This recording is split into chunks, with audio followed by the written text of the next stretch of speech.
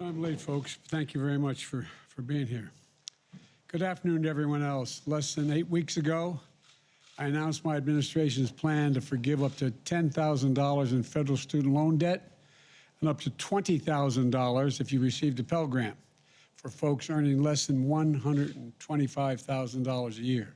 Today, I'm announcing how millions of people, working and middle-class folks, can apply for get this relief, and it's simple and it's now. It's easy, it's fast. At the end of my remarks, I'm going to officially launch this new application site at studentaid.gov, studentaid.gov. You'll be able to fill out your name, social security number, date of birth, and contact information. No forms to upload, no special login to remember. It's available in English and in Spanish on desktop and mobile. It takes less than 5 minutes, and if you have any questions, you follow up. We will be able to follow up with you. This is a game changer for millions of Americans. We get moving. And it took an incredible amount of effort to get this website done in such a short time. I want to thank the Secretary of Education, there he is, Secretary of Education Cardona, who's here with me today. He and his team led a talented group of data scientists and engineers across the federal government and built it and tested and launched this new application in just weeks. And the Secretary insisted that it had to be tested over the weekend. It landed and handled more than 8 million applications without a glitch or any difficulty. We had over 10,000 people contact the White House to either send us letters or calls thanking us. It means more than 8 million Americans are starting this week on their way to receiving a life-changing relief that they're looking for. It started today with millions more, and we're going to have the opportunity to do it as well. As millions of people fill out the application, we're going to make sure the system continues to work as smoothly as possible so that we can deliver student loan relief for millions of Americans as quickly and as efficiently as possible. My commitment was, if elected president, I was going to make government work to deliver for the people. This rollout keeps that commitment, just as I'm keeping my commitment to relieve student debt as borrowers recover from this economic crisis caused by the once-in-a-lifetime pandemic. Now, I hope, God forbid, I say once in a lifetime, that gets me to another issue. We need more funding for this, but anyway, for dealing with future pandemics. But I want to be clear who's going to benefit the most. Working people, the middle class. If you earn less than $125,000 a year, you'll get up to $10,000 knocked off your student debt. If you earn less than $125,000 a year and you receive the Pell Grant, you'll get up to an additional $10,000 knocked off that debt, so $20,000 in relief. In total, more than 40 million Americans can stand to benefit from this relief. And about 90% of that relief is going to go to people making less than $75,000 a year. Let me be clear.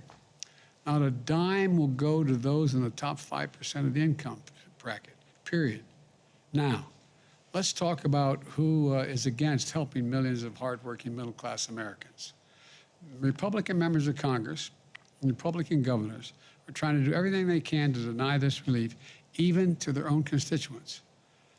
As soon as I announced my administration's student debt plan, they started attacking it, saying all kinds of things. Their outrage is wrong and it's hypocritical.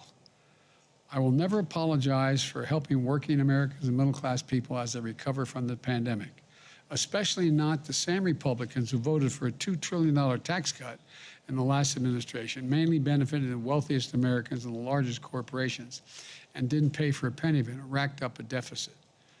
I don't want to hear from Republican officials again who had hundreds of thousands of dollars, even millions of dollars in pandemic relief loans, the PPP loans, but who now attack the working middle-class Americans for getting relief. And these are members of Congress who received those loans. They didn't do anything wrong, but they qualified. They qualified for up to, in one case, $2 million. And despite what the Republican officials say, we can afford, we're able to afford the student loan relief. It's because of our historic deficit reduction the Republicans voted against. On my watch, the deficit fell by $350 billion last year. and we're on track to reduce it by $1 trillion this fiscal year. We're also set to reduce another $300 billion over the next 10 years because of the Medicaid being able to negotiate drug prices. But that's not all. In relieving student debt, we're also resuming student loan program, the student loan program that we paused during the pandemic. Come January, folks have to start to repay their student loans if they qualify, if they don't qualify for this relief. That means billions of dollars a year will start coming into the U.S. Treasury.